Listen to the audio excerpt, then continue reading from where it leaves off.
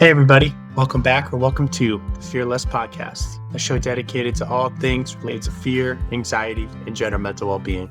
I'm your host, Zach Schaefer, and on this week's episode, I'm super excited to bring you guys a conversation between myself and Chris Blankenship.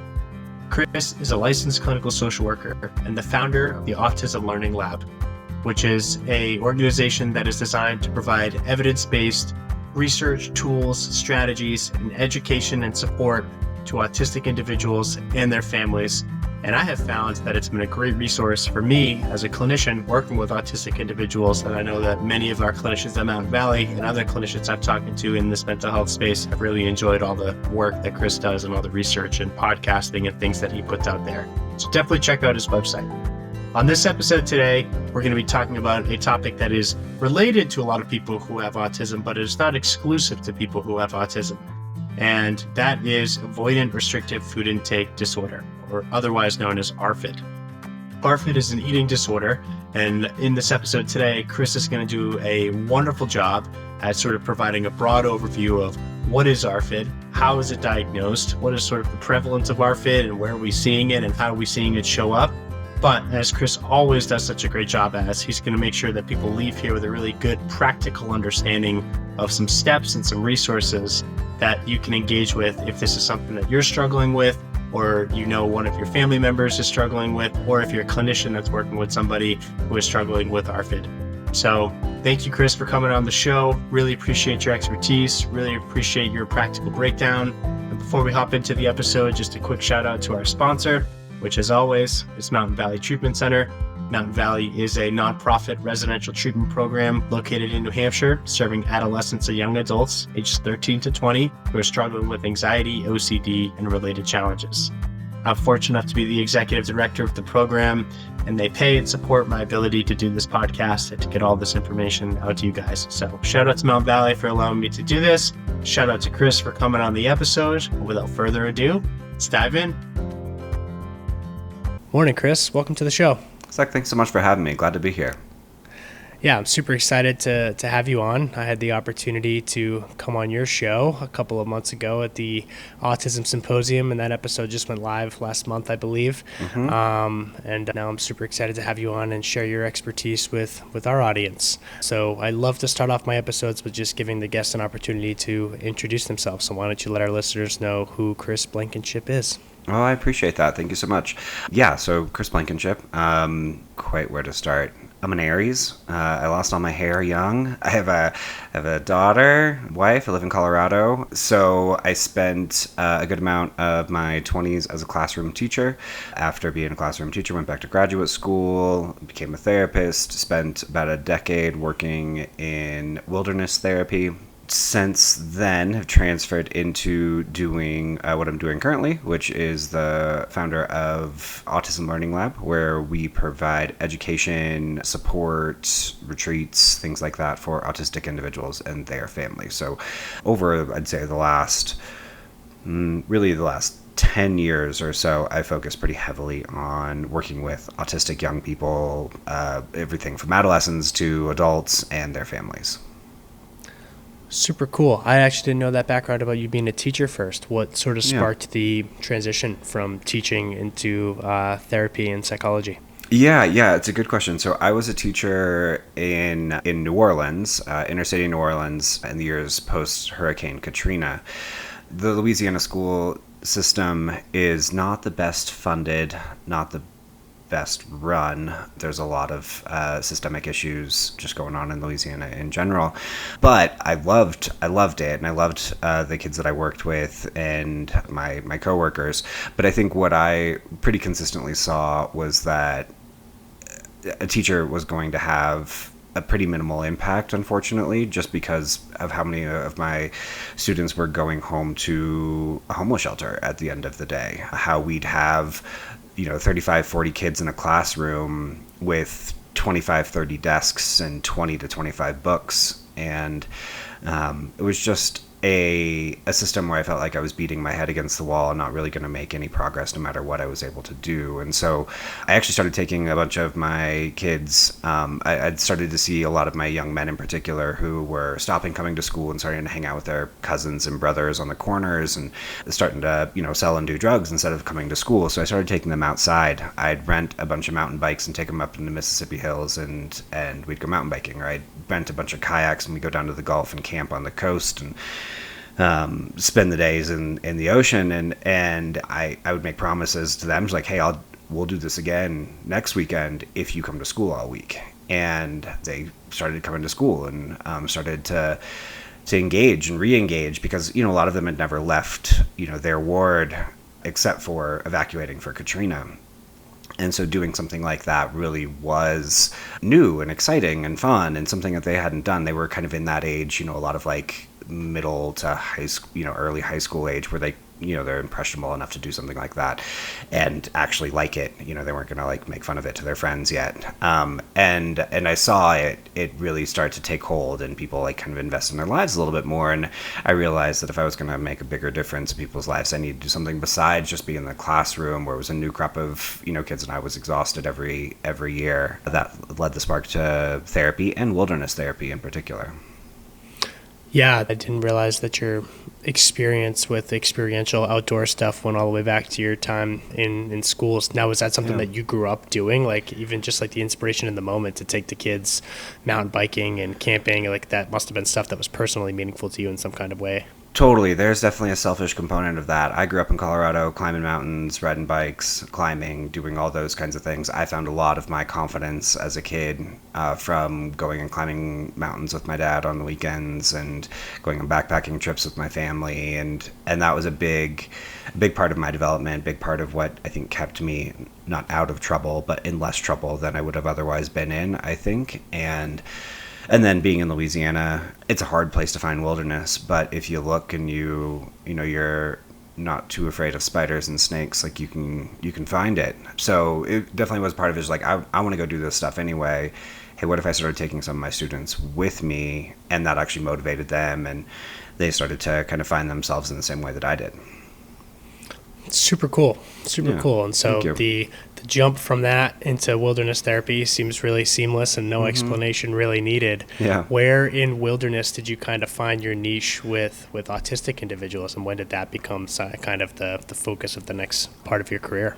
Yeah. Great question. I think pretty quickly in working in wilderness, I realized, you start to realize who the clients that resonate more, the clients that you're more comfortable with, the clinical presentation, that clinical profile that you're more inclined towards. And that led pretty quickly to the socially anxious, the autistic, the awkward, the social competency failing.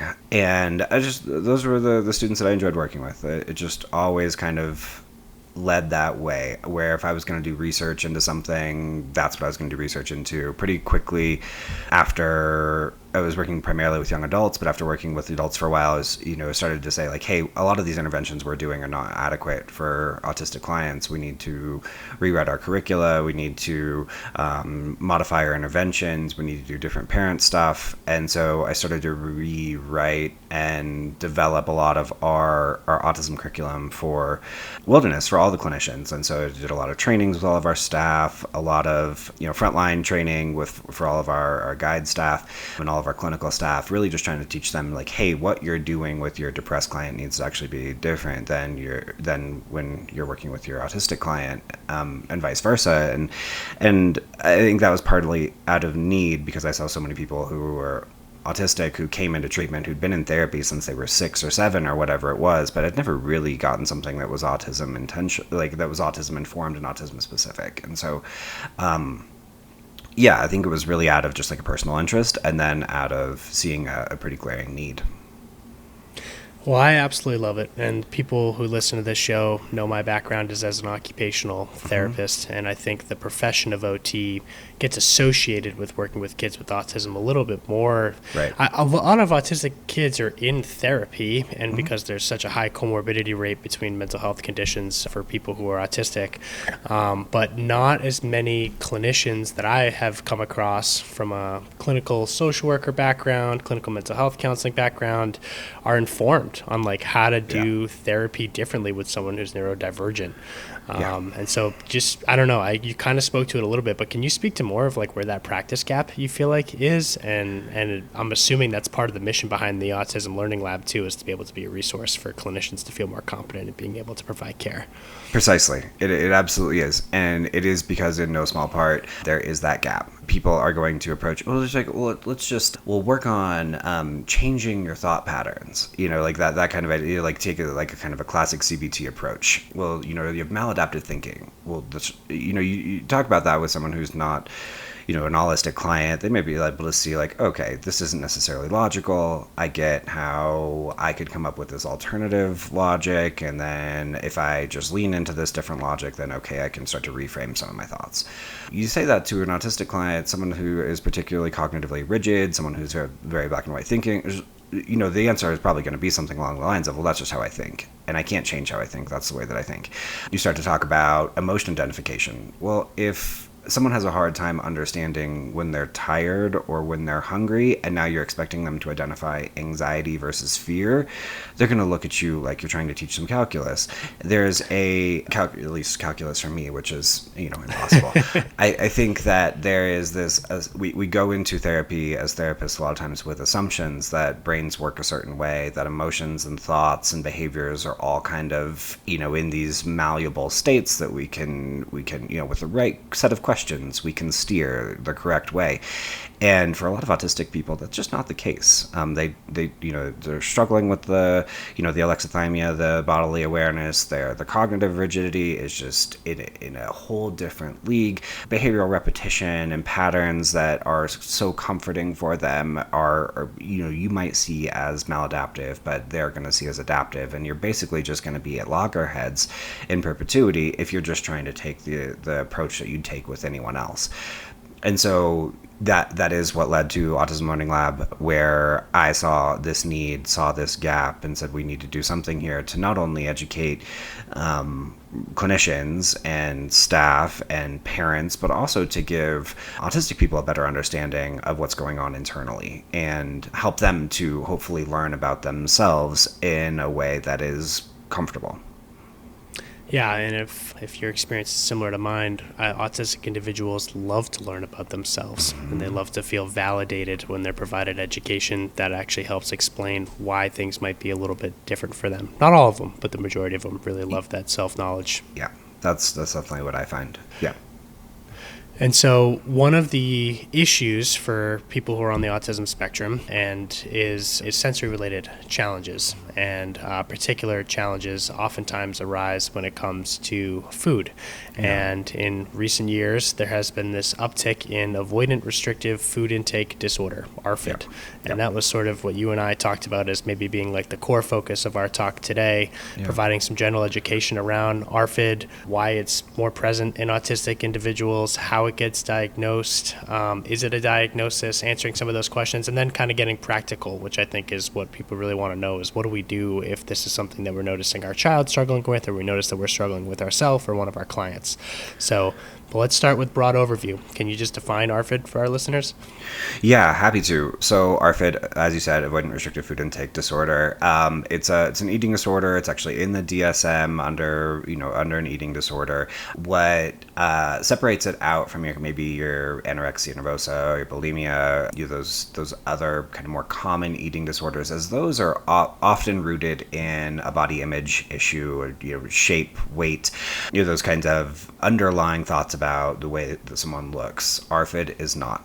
ARFID is purely just a disorder about someone who is avoiding food or restricting their diet in a way that is becoming unhealthy. So it's resulting in being underweight. It's resulting in being malnourished. It can also result in gaining a lot of weight because people's diets are so narrow and they're eating specific foods that tend to be unhealthy for themselves. And so it's a disorder that has to do with your food intake in a way that is just maladaptive, but it's not due to me doubting myself or not liking the way that I look.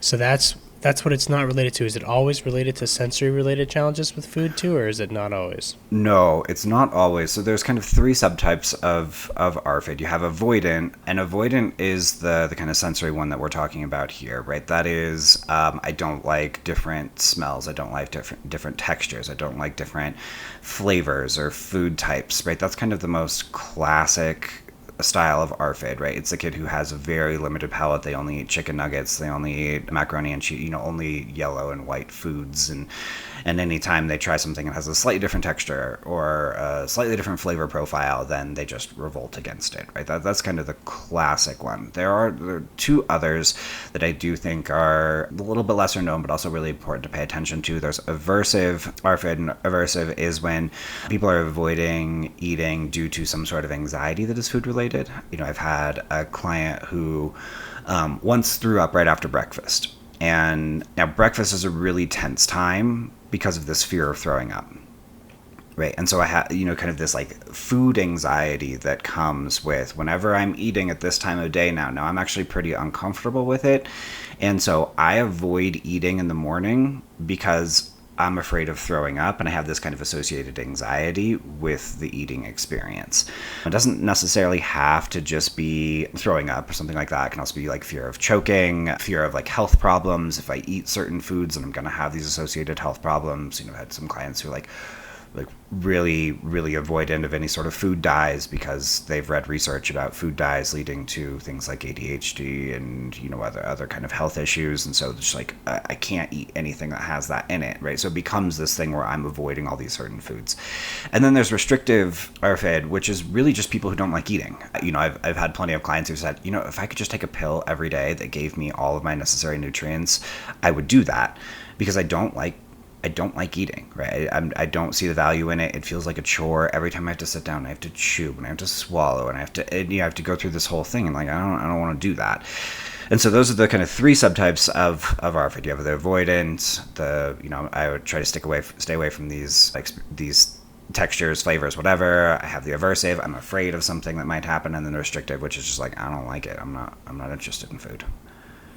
Thanks for that breakdown. I've actually never heard that breakdown into those three subtypes. That was super important for me to learn and understand, and I'm feeling my brain kind of light on fire in a couple of different ways. And yeah. One of the things I want to ask is, so like, and I'm asking rhetorical questions because I think I'm figuring it out, but I'd love for you to affirm for me. Mm-hmm. So like someone with like a metaphobia, right? So like a true fear of throwing up, we'll see that fear of throwing up in context outside of things related to food if it was more a metaphobia, not ARFID, right? So like there might be an aversion to getting in a car because they're worried about getting sick and throwing up, or aversion of being around babies because babies are often sick and that could lead to me throwing up. Whereas someone with the aversive version of ARFID and the fear is throwing up, it's strictly related to the eating experience, and that's what kind of puts it in that diagnostic category versus in a metaphobia catery. Am I tracking appropriately? Yep. Okay. Yep. You're on it. Yep.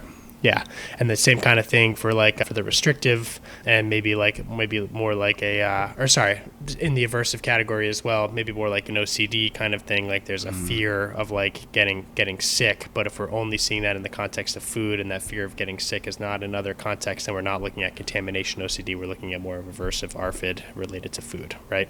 Precisely. Yep. And it's rising on to the point of being malnourished or underweight or like having significant weight issues that are associated with it.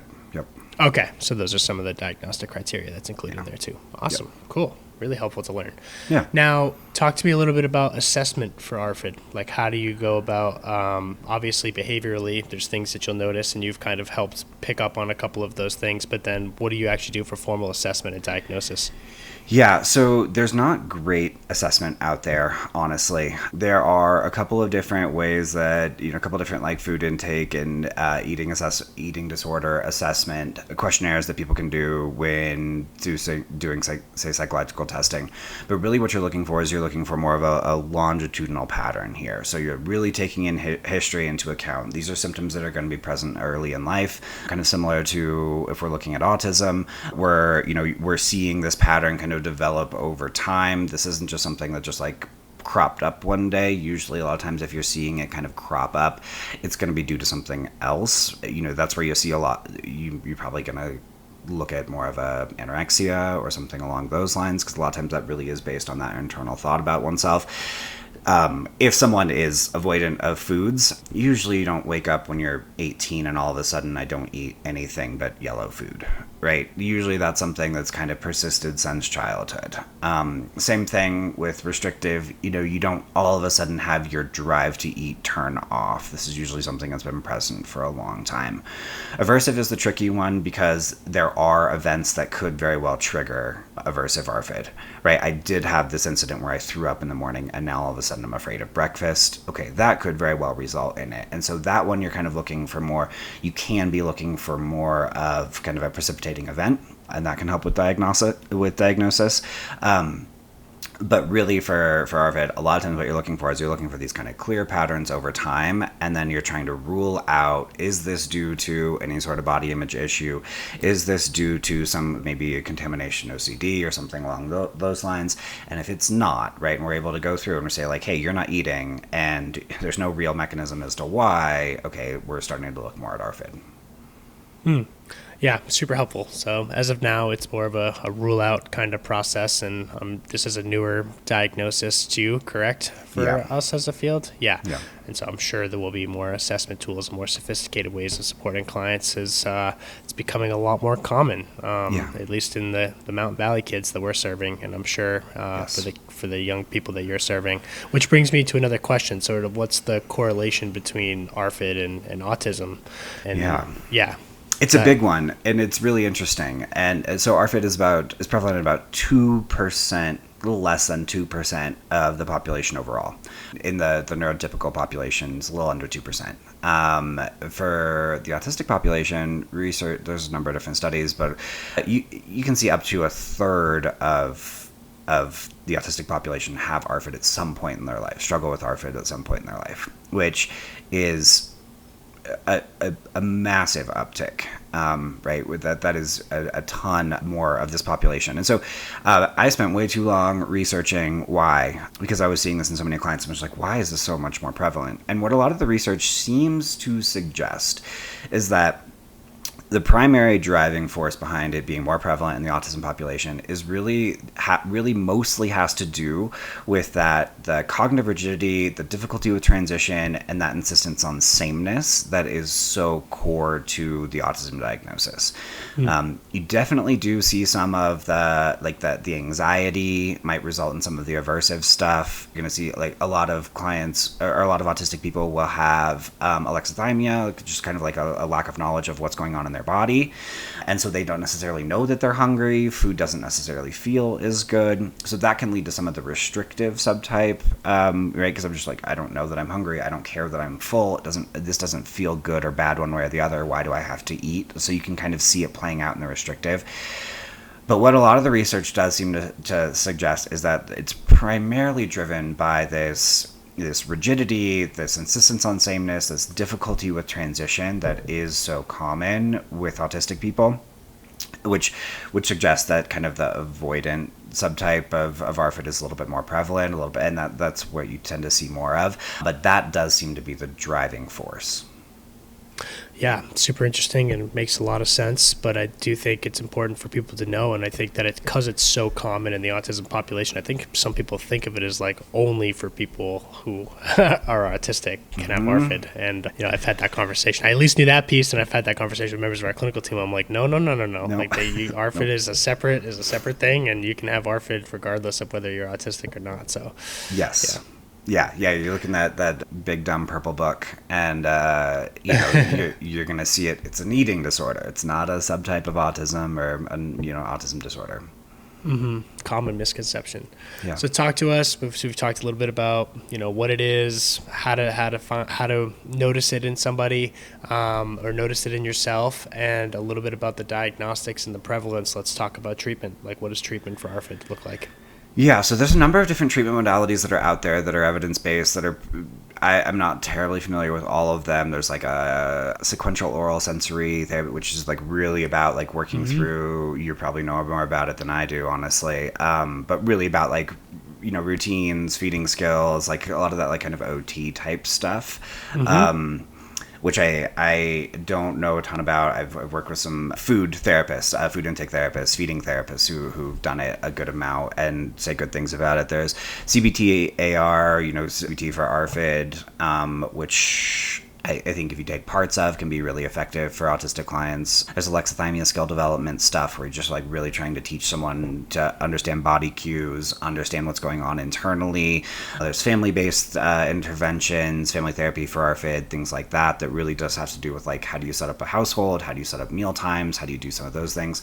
A lot of the treatment goals really do have to do with how do we meet your nutritional needs, and how can we meet your nutritional needs without supplements, without needing to add in these little things here and there. So how can you eat your nutrients?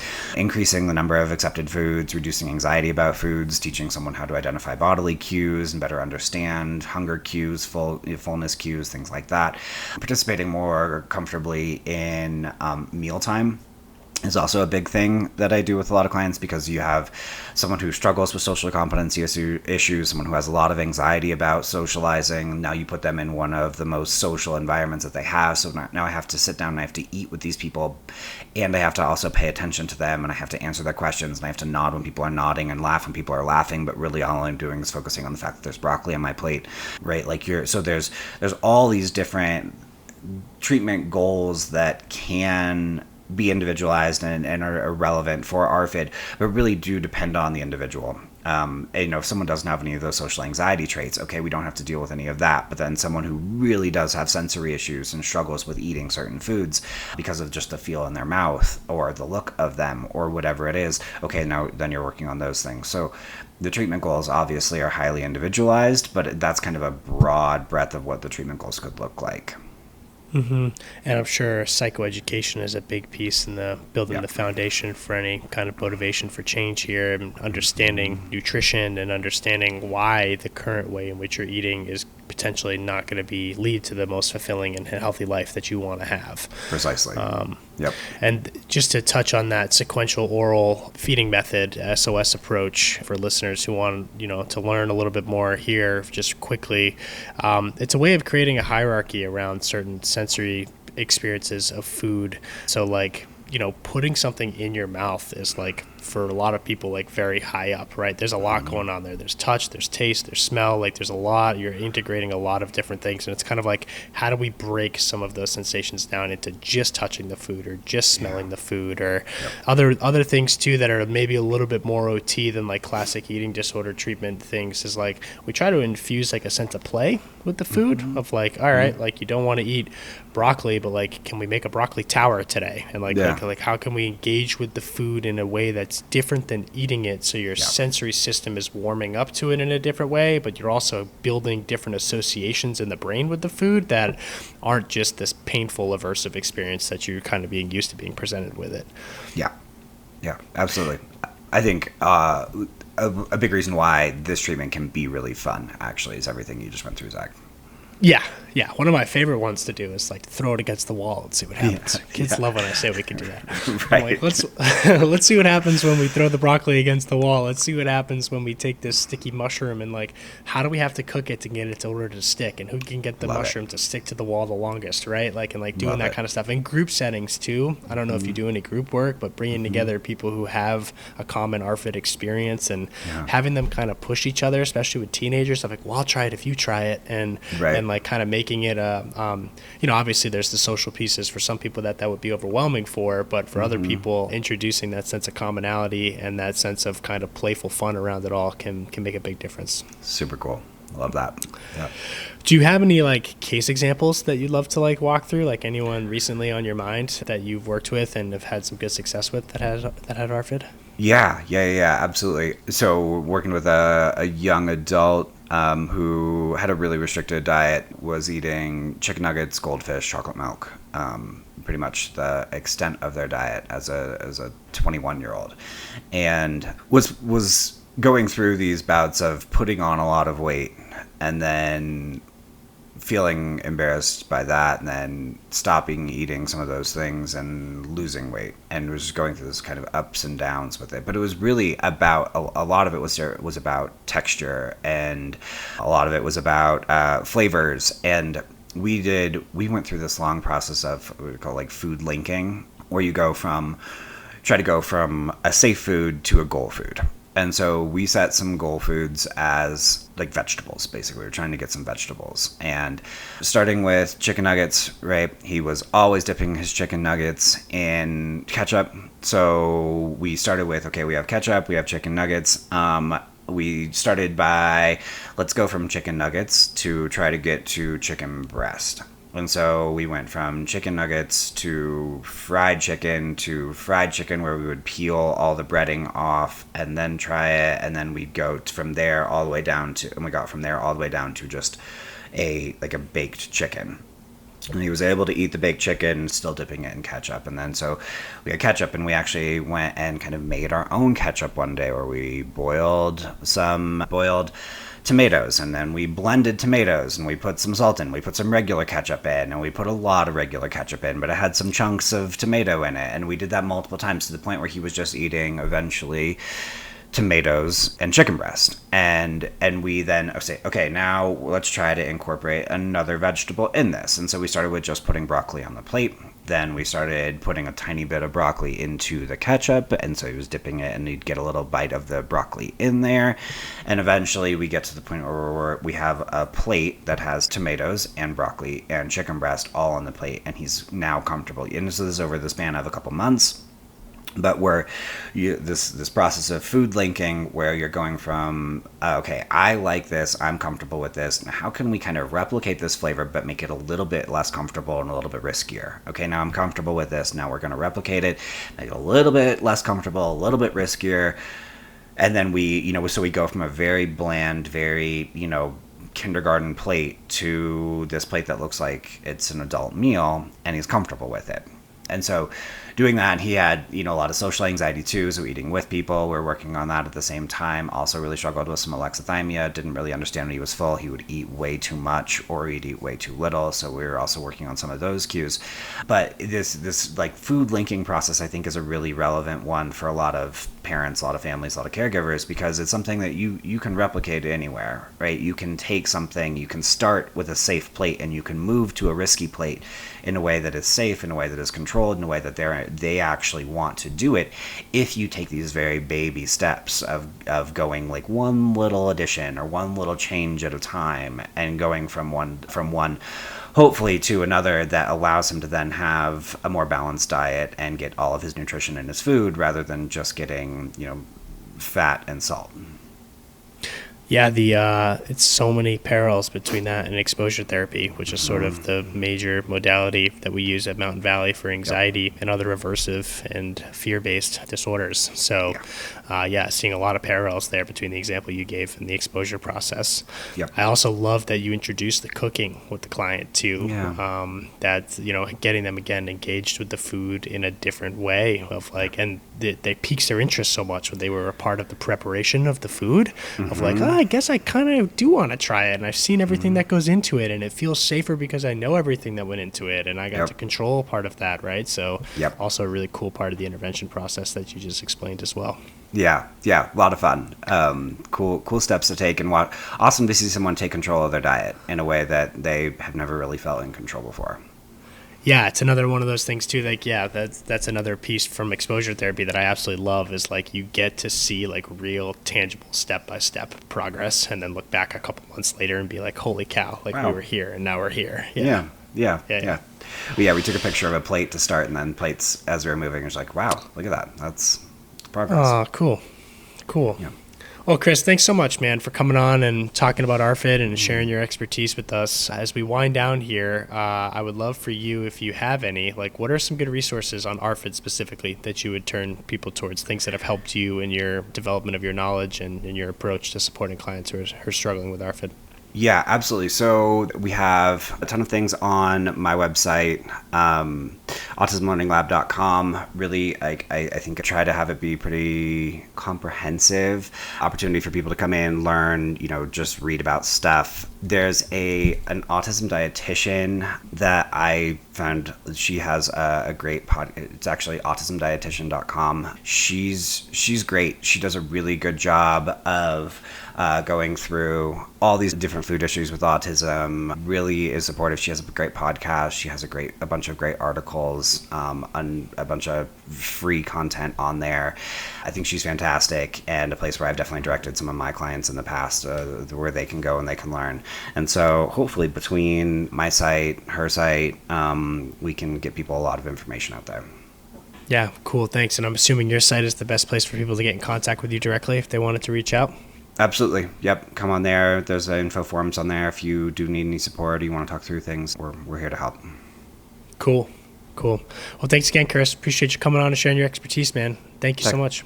Yeah. Thank you so much for the opportunity. I really appreciate it. Hey, everybody. Welcome back to another segment of Zach's Hacks, where each week at the end of our episodes, we share a quote that is meant to inspire you and link in some of the themes and concepts that we talk about that are related to fear.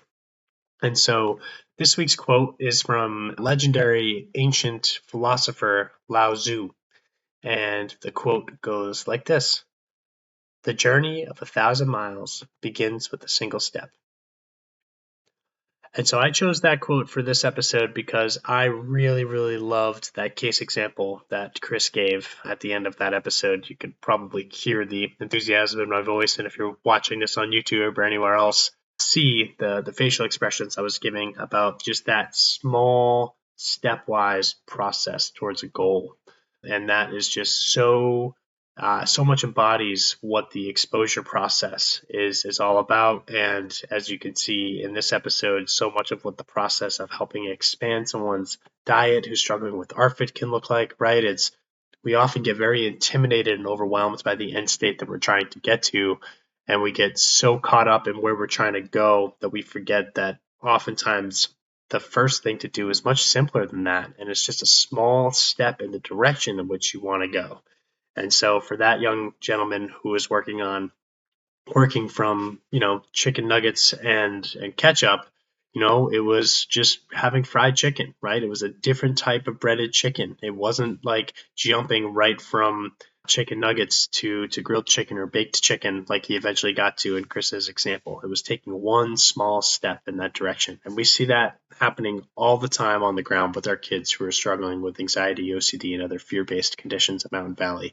It is all about taking one step towards the thing that you are the most afraid of. So my call to action for all of you after today's episode is, what's one small action that you can take towards something that you want to accomplish in your life? Maybe it's a goal, maybe it's something you're afraid of that you've always been avoiding, and how can you take one small step in that direction?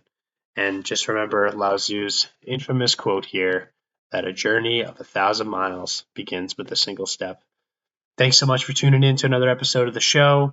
As always, if you enjoy the content that we're providing to you guys, please like, subscribe, share, repost, anything you can do to drive more traffic to these episodes and this show. I greatly appreciate it, and I know it helps us make a bigger impact with our mission, which is exactly what we're trying to do.